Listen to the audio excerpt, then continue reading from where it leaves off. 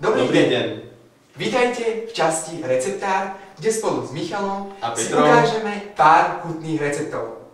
Ako prvý si spravíme veľmi chutný a výživný tvarohový koktejl, ktorý obsahuje veľmi veľa bielkovín, zdravých živín a vitamínov. Ale čo na to potrebujeme? ingrediencie Ale aké? nasledovné. Na prípravu tvarohového koktejlu potrebujeme 1 až 2 vajcia, 4 dl mlieka, 250 g tvarohu. Podľa chuti kakao, rôzne jogurty, ovocie, vanilínový cukor. Pracovný postup je nasledovný. Ako prvé si do mixéra nalejeme mlieko.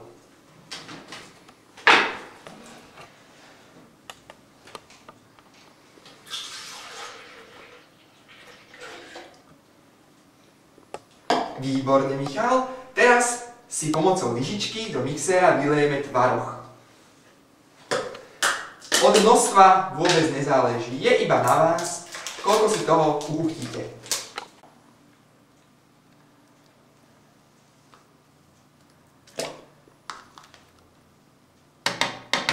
Tak, vynikajúco.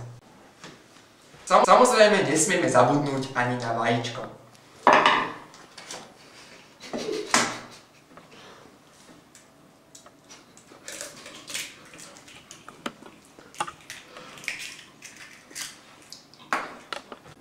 Ak ste už takto urobili, na prvých 30 sekúnd pustíme mixér, aby sa základné ingrediencie dobre premiešali.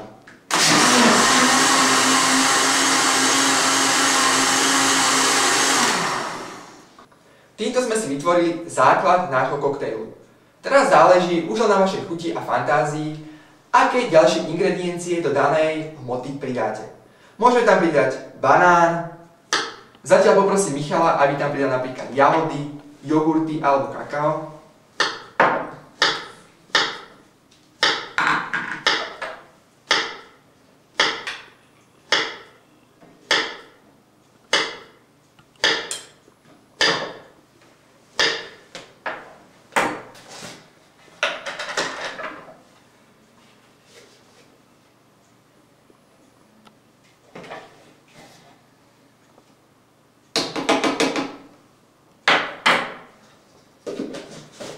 Peter, poprosím ťa, aby si tam dal nejaký ten banán. Áno.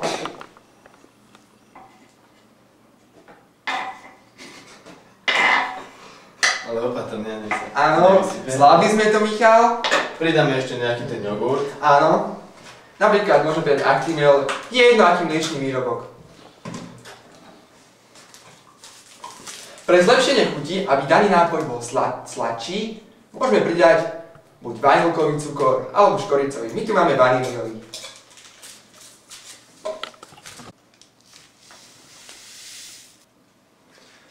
A teraz riadne premiešame.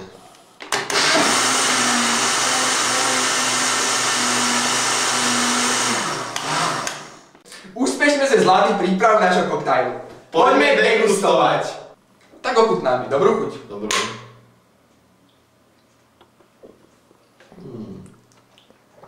Výborný. To je vynikajúce. Dobre sme to pripravili. Áno. Sami vidíte, že na prípravu tohto receptu potrebujete minimum ingrediencií, ktoré sa nájdú v kuchyni určite každej gazdinky. Dúfame, že náš koktejl vám bude nielen chutiť, ale taktiež bude prospešný pre... Tento koktejl je výborný najmä pre cvičencov, ktorí chcú nabrať na svalovej hmote. Tento koktejl obsahuje veľa bielkovín, vitamínov a živín, ktoré sú potrebné pre svalový rast, preto týmto koktejlom môžeme dosiahnuť. Ako ďalší z receptov si pripravíme ovocný pohár. Čo naň potrebujeme? Na prípravu ovocného pohára potrebujeme biely jogurt, poprípade ovocný, rôzne ovocie, napríklad banány, broskyne, jahody, na dochutenie vanilínový cukor. Postup je nasledovný. Do pohára si ako prvé nalejeme jahody. Asi polovicu.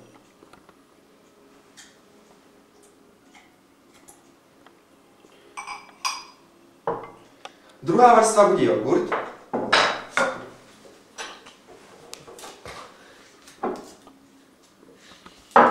Sa páči, Peter? Ďakujem.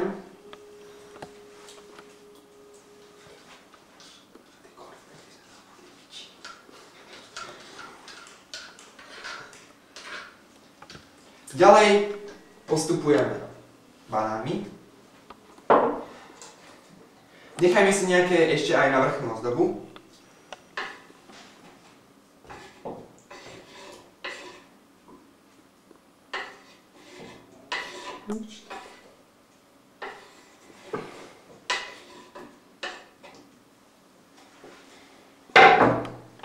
Čo ďalej, Peter? Po pridaní banánu zalejme jogurtom.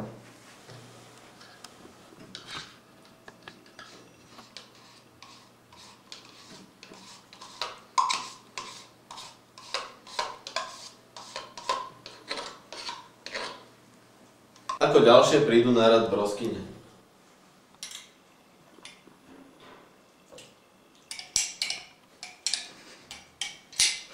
Peter, zostali nám ešte nejaké jahody, čo s nimi urobíme?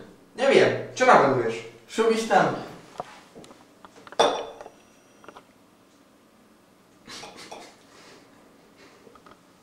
To je krásne. Ja viem, ja som proste jedný. Ak nám zostane nejaký banán, môžeme ho tam pridať.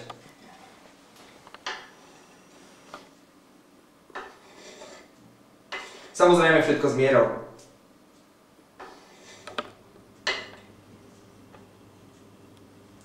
Peter, už je to hotové? Nie. Na dochutenie, pre zlepšenie chuti, čo nám vlastne dodá celému našemu koktajlu i arómu, je vaníliový cukor. Môžeme ho nahradiť i škoricovým.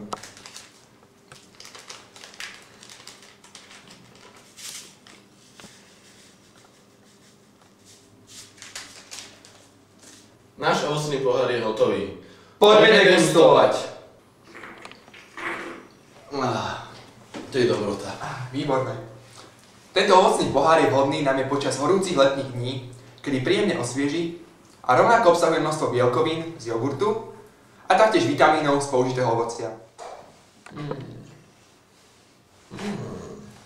Peter, stačilo. Rozmixujeme si proteín. Michal navrhol, aby sme si rozmixovali proteínový nápoj. Michal, čo na to potrebujeme? Takže potrebujeme v prvom rade shaker, v ktorom proteín rozmixujeme. Potom nám poslúži buď mlieko alebo voda. Ja preferujem mlieko, pretože má proteín lepšiu chuť a samozrejme, že v prvom rade potrebujeme taktiež proteín. Takže postup je nasledovný. Do shakeru dáme 2 polievkové lyžice proteínu. Zalejeme 3 decami mlieka.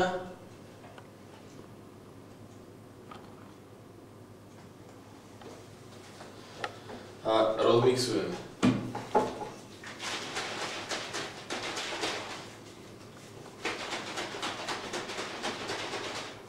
Tak a proteín je hotový.